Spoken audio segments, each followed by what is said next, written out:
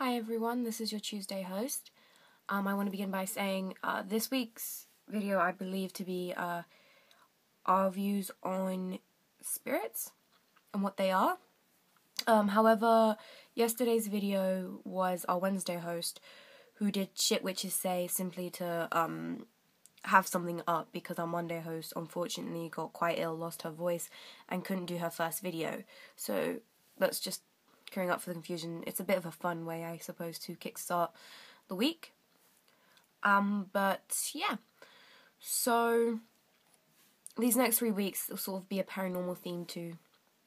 And I'm going to go off and talk about my views on spirits. So I like saying spirits rather than ghosts because I just find the term ghost a bit wishy-washy nowadays. So what are spirits? Spirits to me are beings who have died. Pretty much the usual, what people believe spirits to be, even typical Hollywood, I suppose.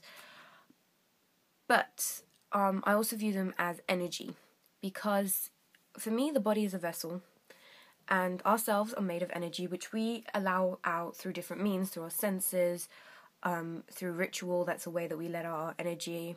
So we are orbs of energy, but different from, like, my energy is different from your energy, things like that. So we're all different, kind of incorporates the whole, everyone's different but everyone's equal sort of thing. So yeah, we're all energy, and when we die, our soul doesn't die, our vessel does.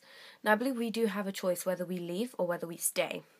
Now if we stay, we are those typical spirits that walk about, make themselves known. Now, to people who view spirits, they view them in a human form. The way I explain that, rather than obviously seeing them in energy forms, the way I explain that is simply that when a spirit wants to reveal itself to a human, the simplest way for us to understand what we're seeing is if we see a human form. The one thing that we're most common with are humans, because we live among humans, we are humans. So to see something in a human form is probably the best way for them to get something across to us. So that's why that's what I think happens when a spirit reveals itself.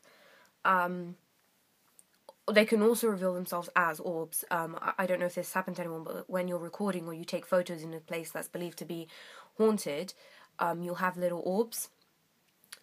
I believe that is a spirit that perhaps doesn't want to reveal itself, but is caught, What else? Now, vengeful spirits, evil spirits, spirits that... I don't want to say evil, because for me the full term of evil I would link with demons, not with spirits. I believe sort of malicious spirits, more like, I'd like to say. Those are created through a troubled passing. They could have been murdered. The murder hasn't been solved. That doesn't necessarily mean they're going to be malicious. It's just they may be a lot more powerful in terms of anger than a spirit who's passed and doesn't really have anything to hold on to. They may be more active. You may feel their presence more. You may feel like you may see things moving a lot more than a spirit who's more peaceful. So a malicious spirit is someone who's troubled, whose passing was troubled, or whose life was troubled. Someone who was a bad person in life, who perhaps did commit loads and tons of crimes. They're a bit of an issue. I've never come across a spirit like... I've come across malicious spirits, but not a spirit that's a criminal that I know of. So, but yeah.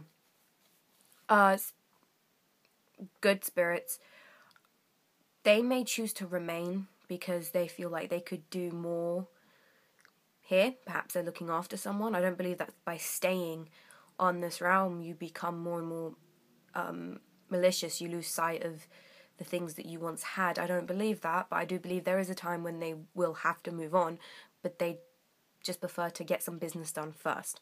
So that could be a number of good things, and then they decide to move on. So that's my view of spirits, really, and I don't want to go over, but yeah, I view spirits as beings that haven't moved on yet, and you can have good and bad people, you can have good and bad spirits. So it's just another realm that's on this planet that's on this realm. It's like a different realm that interlinks, if you get what I mean. If anyone's ever seen Sleepy Hollow, Katarina, I think that was her name, she was stuck in a different realm, which was Purgatory. It's a bit like that, except it interlinks with our world, which is how they manage to communicate and watch us and guide us or guard us or harm us even. I do believe it is quite... The spirit would have to be very, very powerful in order to harm a human. But then again, they don't have the restraints that we would as humans. Their vessel is gone. They've already passed that veil, so they don't have any limitations, really. The earthly limitations we would have to reach a higher place in our minds, for example. So yeah, that's my view on spirits. I hope you enjoyed, and I will see you next Tuesday. Look out for our new Monday's host introduction video. I believe she's getting better, and she said she would upload sometime this week. So you'll have an introduction video, and then the pattern of videos should go completely back to normal very, very soon. Sorry for the wait, guys. So yeah, see you next Tuesday. Bye.